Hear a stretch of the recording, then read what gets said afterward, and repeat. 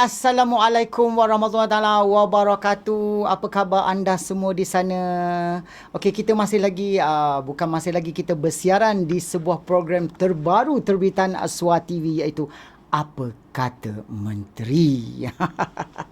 Ini bukan satu program kata orang tu untuk menjatuhkan seseorang ataupun untuk mencongkil atau mengkaji keburukan ataupun apa saja yang untuk menyebabkan netizen-netizen di luar sana untuk mengutuk. Tidak.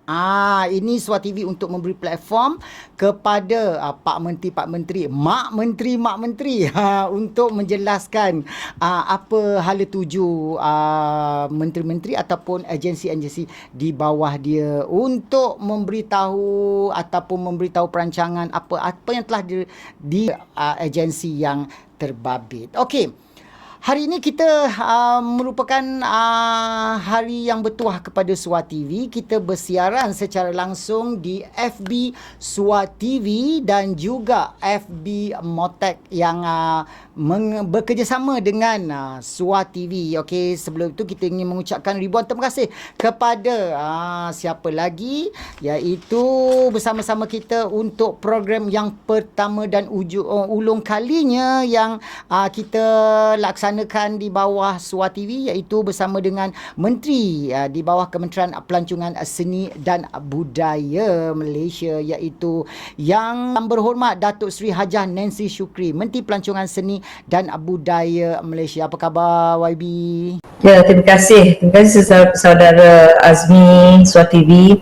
Untuk pengetahuan penonton-penonton Suara TV juga ahli YB Datuk Seri Hajah Nancy Shukri adalah ahli Parlimen Batang Sadong, Sarawak P200. Saya nak tahu untuk penonton-penonton luar sana, Batang ni adalah kalau di kita tahu Batang ialah sebab pokok itu batang lah kan, tapi di sana disebut adalah sungai besar. Okey YB, sebenarnya bersama-sama kita YB, kita ada juga beberapa rakan media kita bersama-sama dengan kita, iaitu kita ada lebih kurang dalam 10 rakan media. Kita bersama dengan IMP Intermedia Production, iaitu bersama dengan Puan Nur Akmal yang dulu beliau adalah bekas wartawan NST, bersama staf mereka adalah Azri, dan juga kita bersama IM Blogger Wan Muhammad Waswir, iaitu dia seorang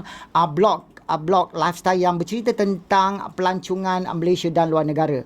Dan juga bersama-sama kita adalah bersama dengan Voice of Malaysia, VOM, Media Malaysia Sedang Berhad.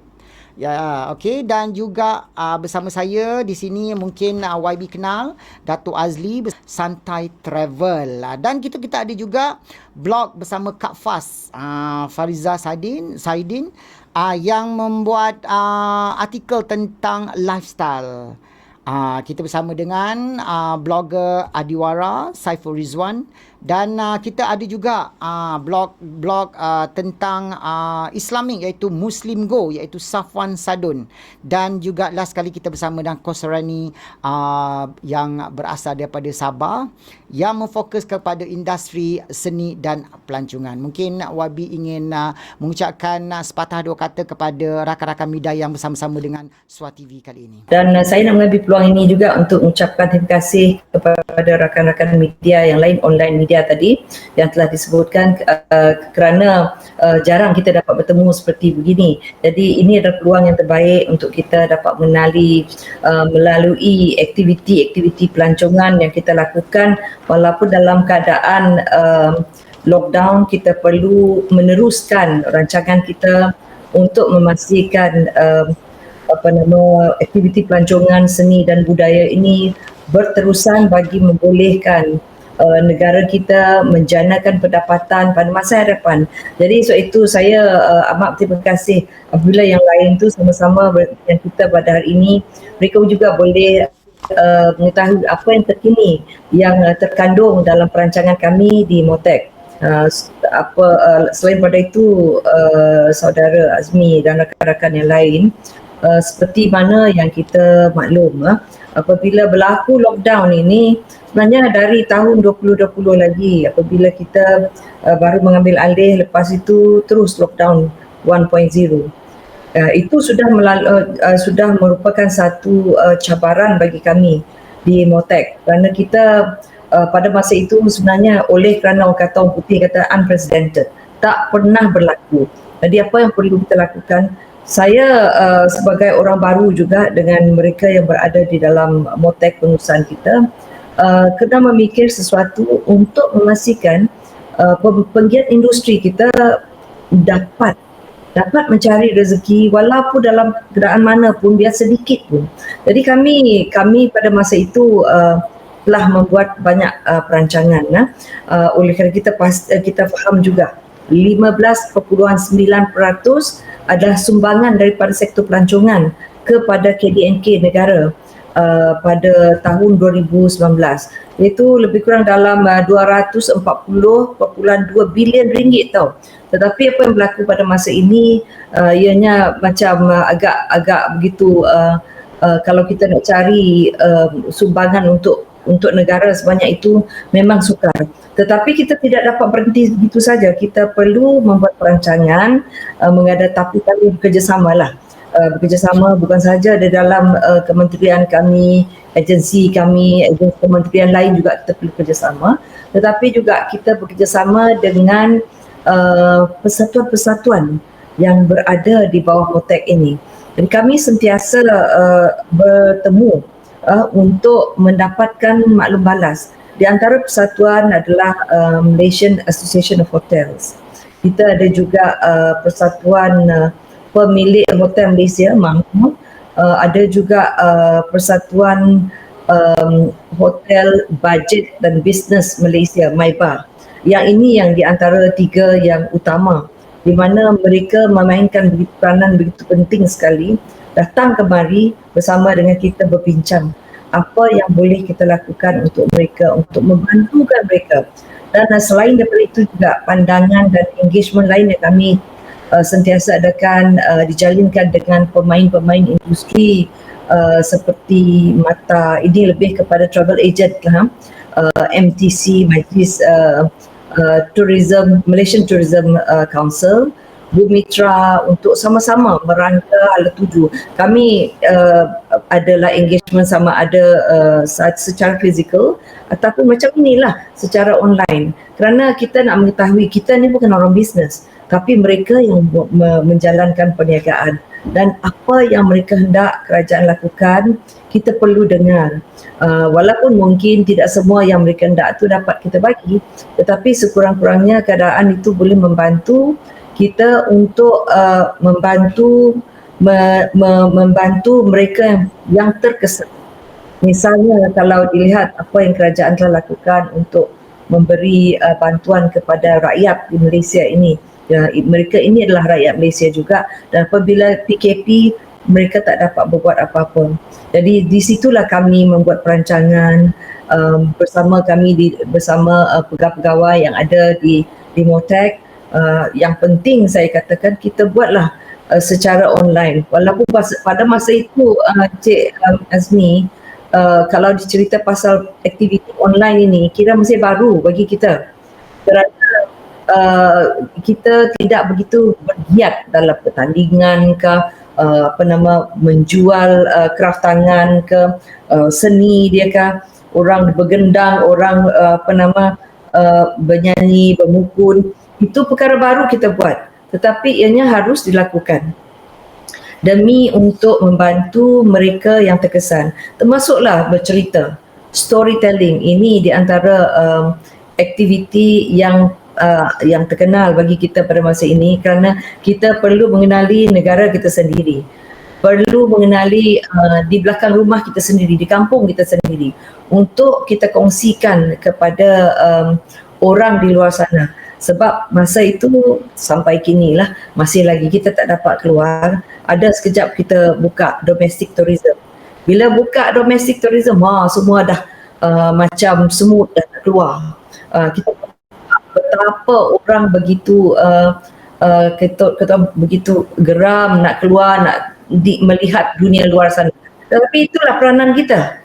Peranan kita di Motek adalah untuk membantu untuk mempromosi pelancongan.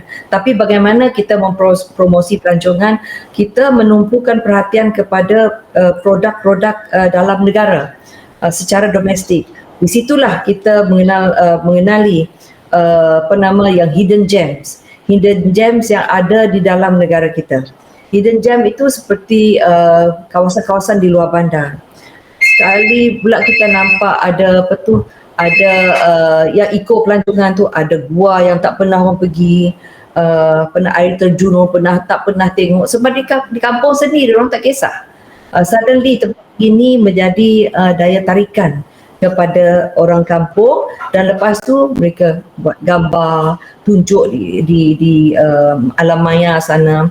Dan budaya dan seni suddenly juga menjadi daya tarikan, sebab kita kadang-kadang ini manusia lah biasa. Kita apabila hujung tahun dulu, orang kita Malaysia yang banyak duit tu lah pergi ke luar negara. Apatah lagi yang sederhana pun boleh pergi ke luar negara, kerana ada yang mengatakan everyone can fly. Jadi dia punya penerbangan itu tidaklah begitu mahal. Jadi banyak cara untuk berjimat cermat. Jadi orang boleh pergi ke luar negara. Kita, kalau tak silap kita, orang kita berbelanja di luar negara dalam 40 bilion tau. Jadi kita mahu 40 bilion ini dibelanja di dalam negara kita. Jadi kita menggiatkan lagi seni, budaya, jadi makin ramai yang boleh bercerita mengenai adat budaya mereka masing-masing, mengenai cerita-cerita sejarah di kawasan mereka, cerita-cerita mengenai personality. Misalnya saya selalu berkongsi dengan pihak-pihak yang berkaitan, terutama sekali tour guide sini. Mereka perlu mengubah sikit dia punya minda, pemikiran mereka, kerana dulu tour guides kita banyak menjadi guides kepada pelancong luar negara. Tapi kalau nak tunggu pelancong daripada luar negara ini datang kemari, jadi agak sukar. Mereka perlu mengetahui cerita yang baru. Cerita yang dulu mengenai sejarah yang lama yang sudah diketahui mereka, yang apa yang ada di Kuala Lumpur ini, yang di tempat-tempat terkenal sudah diketahui dan boleh tutup mata dong cerita. Tapi cerita baru ini mereka perlu menerokainya, perlu bercerita mengenai kenapa tempat ini agak menjadi tempat yang menarik dan perlu dilawati, perlu diketahui ramai. Jadi sebab itu kita ketengahkan modul baru untuk tour guides kita belajar mengenai bercerita. Bagaimana bercerita supaya cerita itu jadi cerita yang menarik, dan ianya boleh juga ditulis. Kalau dalam museum kita tambahkan caption itu. Ini adalah ilmu kepada mereka yang datang ke tempat itu, termasuk orang kita sendiri.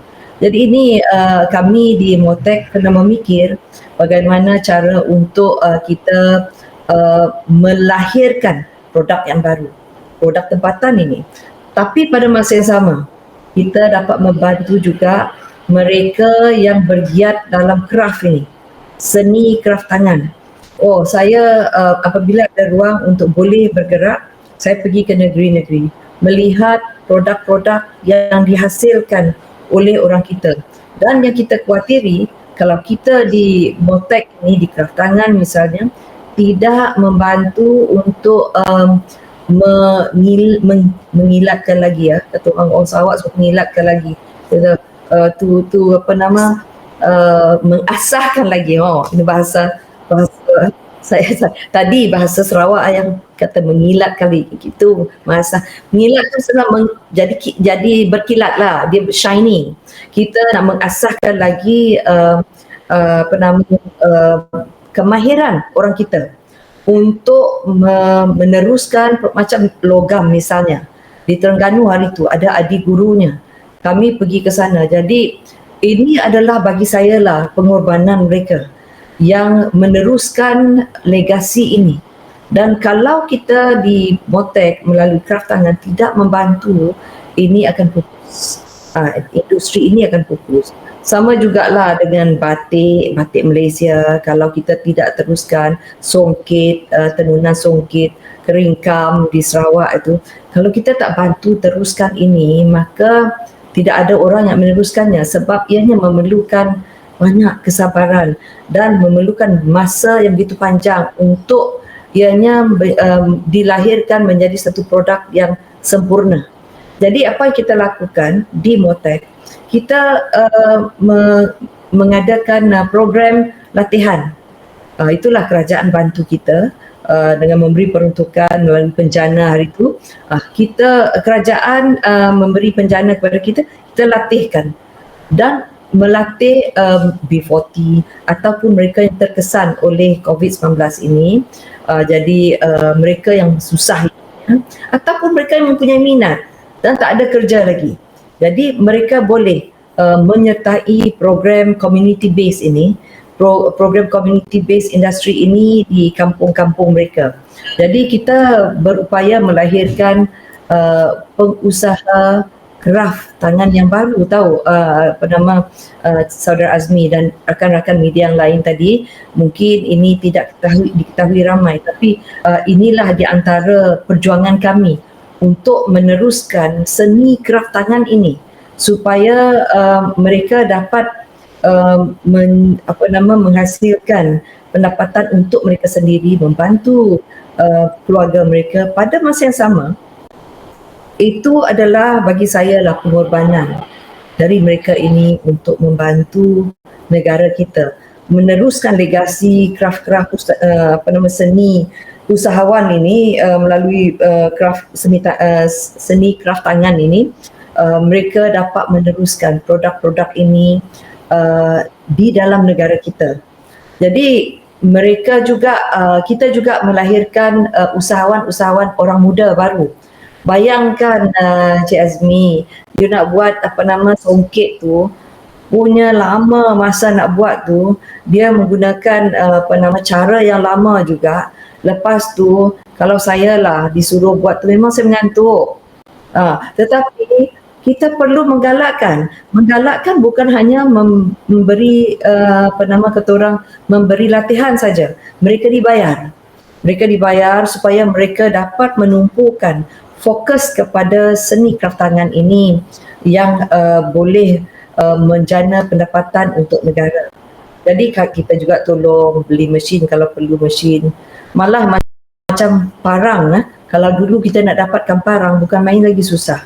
Sekarang ini kita galakkan mereka yang mempunyai kemahiran dan minat dalam membuat parang ini. Sekarang ini parang ni dan keris, parang dan keris, dia cantik-cantik, dan kita bantu untuk memasarkan juga. Jadi pada masa ini macam sekarang inilah, dalam saya bercakap ini, saya juga mengharapkan apa yang saya kongsikan ini boleh dikongsikan oleh rakan media yang lain tadi untuk mungkin bertanya pada masa akan datang mengenai hasil-hasil produk ini yang saya ceritakan ini boleh diperkembangkan lagi. Banyak macam mainan gasing kan, kita juga galakkan. Bagaimana kita bantu untuk memasarkan? Kita ada ikrah bazar. Kita bantu untuk mereka menjual melalui online mereka menjual di ikrah bazar, craft on the go. Craft on the go ni kalau kita nak cari, katalah nak cari bakul orang bakul asli ni lah, buatan orang asli di Sarawak kah, di Sabah kah, di Semenanjung kah, yang bakul dari orang Penang. Kita carilah Sarawak misalnya, Sabah misalnya, Kedah misalnya. Jadi mereka akan tunjuk di mana untuk mendapatkan itu craft on the go. Jadi kita juga ada craft shop. Tadi Saudara Azmi bercakap mengenai online, program online kita ada juga craft shop selain dari e-craft bazaar ini. Craft shop ini juga membantu untuk menjual, memasarkan produk-produk ini. Dan saya nak berterima kasih dan mengucap tahniah kepada pegawai-pegawai kita di Motek tu.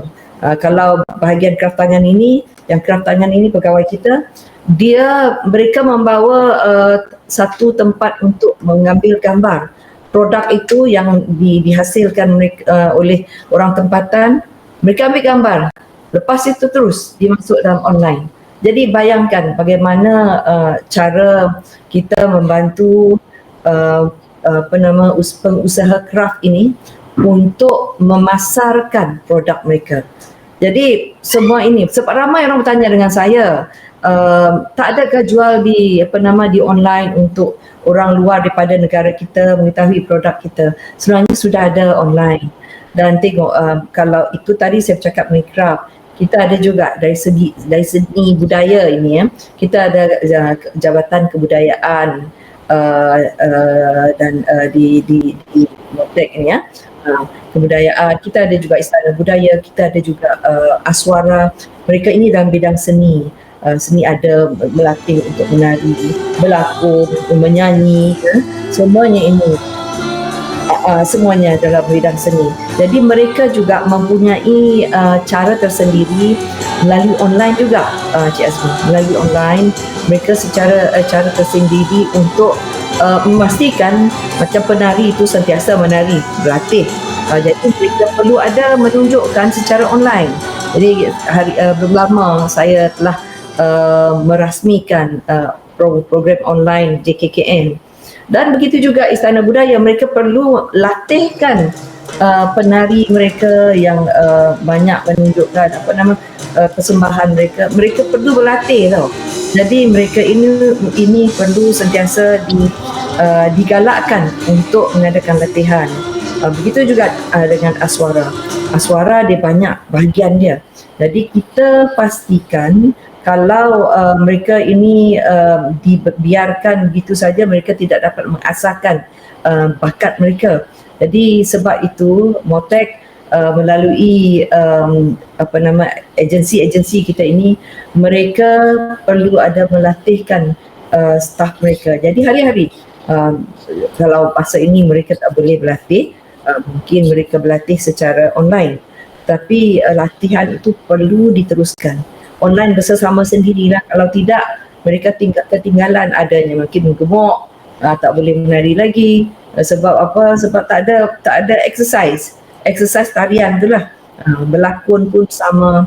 Semua ini tak boleh berhenti tau. YB, sebab benda tu dia harus dipraktik. Kalau tidak dipraktik, walaupun secara fizikal tidak ada, tapi diorang boleh buat secara online. Maksudnya diorang juga boleh buat teknik-teknik vokal antara mereka secara online. Saya rasa tak ada masalah. Okey YB, kita memang sedia maklum bahawa agensi-agensi di bawah Motek memang aktif, terutama JKKN, apa kata orang tu, Aswara, IB, masing-masing tu ada platform masing-masing. Okey, bagi kita YB, apabila kita Motek melaksanakan untuk online ni, tapi bagi dari segi pelancongan ni, kalau tidak melaksanakan vaksin ni YB, of course semua aktiviti secara fizikal tak boleh. Jadi apabila sudah industri pelancongan individu yang nak melancong individu untuk menjalankan aktiviti seni itu telah divaksin. So bagaimana pendekatan Motek sini terhadap menggalakkan orang vaksin, dan juga katanya sekarang ni ada sukarelawan tentang vaksin ni, macam mana? Ya, terima kasih di atas persoalan tersebut. Sebenarnya kalau balik kepada dasar pelancongan negara dulu, strategi pertama kita yang short term strategi dikatakan ialah untuk meyakinkan pelancong. Tapi kalau kita masih ke dalam keadaan begini, tidak divaksinasikan, macam mana kita nak meyakinkan pelancong untuk datang ke negara kita? Malah sesuatu kita sendiri kan. Jadi sebab itu kami mengubah sedikit. Kita terpaksa agaknya kita terpaksa mengubah suai lah, mengadaptasikan dengan keadaan. Jadi sebab itu kita telah datang, kita lahirkan satu lagi hashtag kita, Come Stronger in Recovery. Kalau dulu recovery plan tu memang dah ada, tetapi sekarang ini kita agak spesifik, Come Stronger in Recovery. Apa kita buat? Apa yang kita lakukan? Kita bekerjasama dengan pihak MOSTI, pihak KBS. KBS tu lebih kepada volunteer group, sebab mereka mendaftar volunteers. Jadi dengan pihak MOSTI pula kami memohon untuk diberilah kuota untuk vaksinasi. Jadi yang kita nak vaksinasikan dulu adalah mereka yang bergiat untuk akan membantu nanti. Volunteers ini akan membantu untuk mereka dalam industri kita untuk dari segi vaksinasi itu. Dan so, orang kita ni macam orang hotel misalnya yang bekerja di hotel, mereka adalah orang yang kata frontliners sebab hotel-hotel berbuka. Sebab essential service kan, perkhidmatan yang perlu tu, ada quarantine center, ada juga yang tinggal sana lama sebab kerja mereka, macam yang oil and gas tu dia kat hotel lama-lama. Jadi orang yang bekerja di hotel ni akan sentiasa berurusan dengan mereka ini. Jadi sementara hotel beroperasi dan subsektor yang lain di bawah industri pelancongan ini juga beroperasi. Misalnya kita lihat macam shopping complex misalnya dibuka untuk terutama sekali mereka yang jual makanan. Jadi ini juga buka. Jadi kita perlu pastikan orang-orang ataupun mereka dalam sektor kita dan subsektor pelancongan ini perlu divaksinasikan dahulu. Kalau mereka tidak divaksinasikan, macam mana mereka nak melayan pelancong? Macam mana kita nak kata orang nak memberi keyakinan kepada pelancong-pelancong? Kalau dulu kita punya hashtag tu selalu kita pastikan sanitization, pakai mask, social distancing. Sekarang ini tidak cukup sebab kita sudah ada program vaksinasi. Jadi kita telah mengenal pasti dalam kita nak menggunakan Langkawi sebagai salah sebuah daripada tempat sebab dia berasing sebagai sebuah tempat yang boleh kita gunakan sebagai pilot project kita.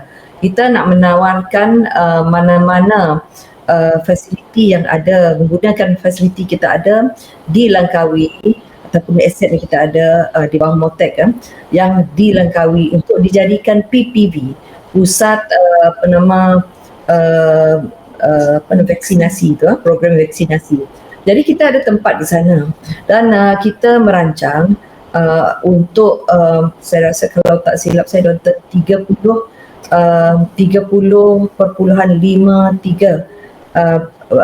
ribu 30,530 orang tenaga kerja kepada beberapa subsektor perkhidmatan pelancongan yang dibenarkan beroperasi dalam tempoh PKP 3 ini terlebih dahulu supaya mereka ini boleh membantu mereka-mereka yang lain. Dan harapan kita ialah supaya Langkawi menjadi tempat yang pertama. Kita ada beberapa tempat di Langkawi. Kita ada misalnya kraftangan kita, kompleks kraftangan kita besar, kita boleh buat drive-thru. Begitu juga galeri museum kita di sana juga besar dan kita juga boleh buat drive-thru. Dan kita juga ada MICE, tempat MICE kita iaitu tempat untuk meeting, insentif, semua itu. Ada Malaysia International Trade and Exhibition Centre di Langkawi. Kita ada juga ada pusat convention antarabangsa Persada ini di Langkawi saja, dan Persada di Langkawi kita ada dua tempat convention center kita. Jadi ini di bawah naungan MICEP. MICEP itu Malaysia Convention Exhibition Bureau kita. Jadi ini menjadi program yang sedang kita dalam usaha dengan pihak MOSTI. MOSTI insya-Allah apabila sudah cukup dari segi penerimaan supply mereka, vaksin mereka akan menyerahkan program ini kepada kita supaya kita dapat membantu. Yang kita nak capai ialah 80% herd immunity ataupun immunity kelompok ini. Apabila orang ramai sudah dah divaksinasi, maka kita ada keyakinan sebab apa yang kita percayai melalui maklumat daripada pakar kesihatan menyatakan kalau orang sudah ramai sudah divaksinasikan, kelompok manusia ni sudah divaksinasikan, kalaupun ada jangkit COVID-19 ini ianya tidaklah memudaratkan sangat sebab orang sudah divaksinasikan. Jadi ini kepercayaan pakar yang telah dikongsikan dengan kita. Jadi sebab itu pemberian suntikan vaksin bagi masyarakat kita ni perlu kita adakan secepat mungkin. Dan kenapa Langkawi? Mungkin saudara Azmi nak tahu kenapa Langkawi. Kami memilih Langkawi kerana Langkawi adalah tempat di mana sudah ada penerbangan secara antarabangsa dengan Qatar Airways, kita ada juga dengan China punya airlines, kita ada juga dengan Singapore Scoot dengan Malaysia ini. Jadi kita mengharapkan apabila dibenarkan ini, maka ianya menjadi satu projek pilot yang diharapkan akan menjadi green bubble kita juga. Kita bercakap mengenai green bubble selama ini. Banyak sebenarnya Cik Azmi sebenarnya banyak soal green bubbles yang kita telah secara teori telah kita uruskan dan pegawai-pegawai kita telah berbincang dengan pegawai-pegawai negara lain, pegawai di peringkat pegawai di working level mereka sudah berbincang kalau dibuka border kita, mana yang kita nak pergi dahulu, orang nak main golf ke orang nak main apa, semuanya sudah dibincangkan, sudah dirancangkan. Tetapi apabila kes makin teruk, masih lagi tutup border kita, tapi kita tidak boleh kata orang terus berhenti untuk mempromosikan pelancongan. Tetapi untuk mempromosikan pelancongan, kita perlu ada perancangan yang rapi. Dan di Langkawi penduduknya ada 76,400 orang. Dan ini akan memakan masa untuk kesemua penduduk ni diberi suntikan vaksin. Maka sebab itu MOTEK bersedia menghulurkan bantuan tenaga dan juga keuangan kepada Pulau Langkawi bagi tujuan mempercepatkan proses vaksinasi. Dan MOTEK juga memilih Langkawi sebagai destinasi pilot bagi menghidupkan semula destinasi popular ini. Sebab sekarang ini orang mengatakan Langkawi ini menjadi pulau hantu because dia terus sunyi. Jadi sebab itu penurunan pelancong di sana yang hadir 54.1% setahun lalu, seramai 1,802,600 orang berbanding dengan seramai 3,924,326 orang pada tahun 2019. Jadi kita nampak beza dia terlalu besar, dan ini bukan kita bercakap pasal beza saja, kita bercakap mengenai pendapatan apa yang digenerasikan oleh negara kita melalui Langkawi. Jadi sebab itu kita perlu bekerjasama semua pihak-pihak kementerian, semua agensi-agensi kerajaan dan juga semua rakyat. Jadi sebab itu sukarelawan kita galakkan mereka untuk bekerjasama dengan kita. Ini mereka akan beri latihan tau Cik Azmi. Latihan oleh Badan Bertindak Imunisasi COVID-19 ataupun CITF agar urusan pengendalian pemberian vaksin akan berjalan dengan lancar.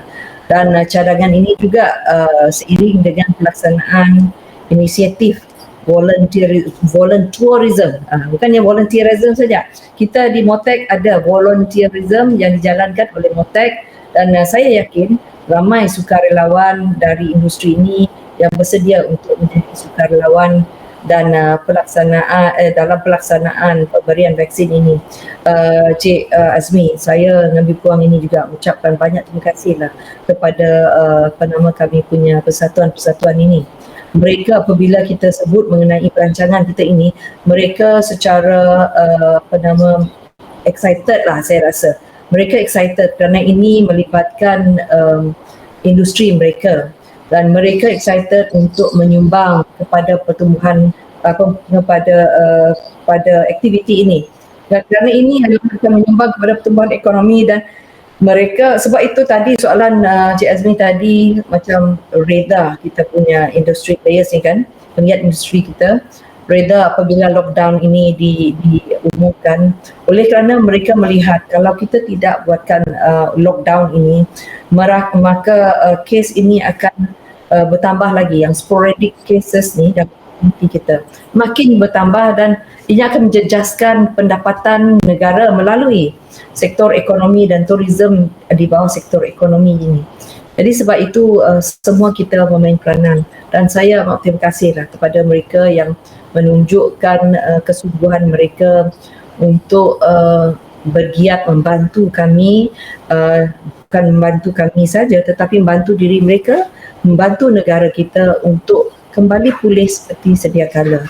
Sebab itu kita perancangan kita ni yang saya katakan strategi kita yang coming stronger in recovery ni, kita mengubah suai strategi kita bagi memberi keyakinan pertama sekali. Tetapi untuk memberi keyakinan itu kami memerlukan sumbangan tenaga bukan hanya daripada staf kami saja. Jadi sebab itu kita bekerjasama dengan pihak KBS untuk melihat dari sudut volunteers tadi untuk mereka mendaftarkan diri dan mereka dilatih untuk mengetahui mengenai kesan daripada vaksinasi ini. Dan kita melihatlah banyak dalam social media mereka yang anti vaksin ini. Saya menyerulah, mengharapkan kalau mereka tidak percaya kepada vaksin ini, itu biarlah untuk individu sendiri. Sebab kalau begitulah cara kita, maka kita tidak akan maju tau. Sebab banyaknya bergantung kepada pergerakan manusia. Ini dari sudut pelancongan. Pelancongan ini bergantung banyak kepada pergerakan manusia. Kalau tidak ada pergerakan manusia, orang tak berjalan, orang tak membeli barang, jadi ekonomi kita akan sudah pun terjejas, tetapi kita mahu ianya dihidupkan semula sama dengan kita, dan mereka pun memang sudah bersedia untuk bergerak bersama dengan kita, membantu. Adanya menawarkan lagi tempat hotel-hotel tu, ada yang menawar hotel, malah di airport KLIA tu ada juga yang menawarkan tempat mereka untuk digunakan sebagai vaccination center. Ini adalah cara untuk menunjukkan kepada orang ramai bahawa kita memang giat sekali untuk memberi vaksin ini kepada orang ramai, dan orang Malaysia pada ketika ini sudah berapa ramai kalau kita lihat sudah divaksinasikan, berapa juta sudah. Dan kalau baru-baru ini kita dengar Menteri Mosti yang tanggungjawab mensasarkan supaya 200,000 satu hari kita vaksinasikan, dan kita mensasarkan supaya kita tidaklah perlu sampai terlalu lama untuk kita memberi vaksinasi ini kepada orang ramai, kerana terlalu lama akan juga menjejaskan kita punya pergerakan. Jadi kalau semuanya ini bersama-sama dengan kita untuk menentukan vaksinasi ini menjadi satu faktor yang perlu dipertimbangkan secara memberi pertimbangan yang begitu serius sekali terhadap vaksinasi ini.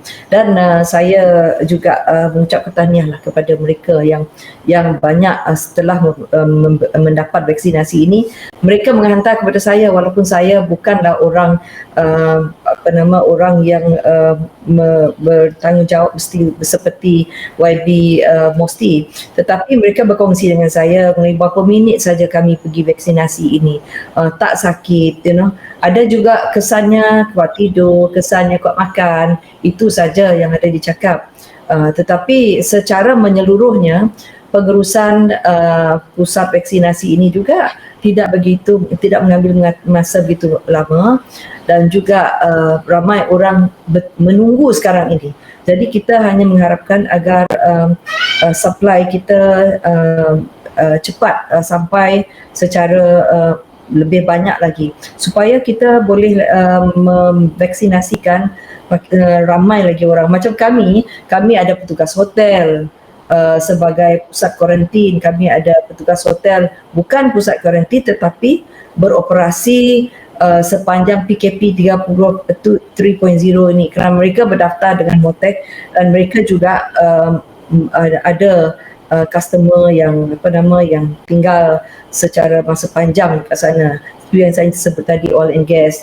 Ada juga petugas industri penerbangan yang masih bertugas bagi bulan Jun 2021 seperti MAS, AirAsia, Malindo dan juga petugas MICE yang bertugas di Pusat Pemberian Vaksin PPV. Jadi semua mereka ini ada di antara mereka yang saya boleh ingat lah. Tapi selain daripada itu juga ada subsektor juga. Sebab itu kita ada ramai mereka yang perlu kita vaksinasikan. Kalau dikira subsektor Cik Azmi, kita ada pemandu pelancong. Pemandu pelancong ada dalam Malaysia dalam 8,000 gitulah. Kita ada top tab lagi yang travel agent yang outbound. Kita ada juga spa, ada juga PUK dan refleksologi, industri taman tema, kelab golf, pengusaha homestay, kita ada juga artis persembahan, pengusaha kraftangan, galeri museum, perpustakaan, arsip dan warisan. Itu kalau kita lihat satu persatu di setiap negeri, bayangkan berapa ribu itu. Jadi sebab itu kita memang menggalakkan mereka untuk turut serta dalam usaha MOTEK untuk menjalankan program vaksinasi bersama dengan MOSTI dan juga bersama dengan KBS. Jadi sama-sama kita menjaga diri kita, bukan hanya menjaga diri kita atau menjaga keluarga, menjaga masyarakat umum dan keseluruhannya. Kita sama-sama menjaga ekonomi negara kita. Jadi bila kesihatan dan keselamatan kita jaga, ekonomi negara secara tidak langsung juga dijaga.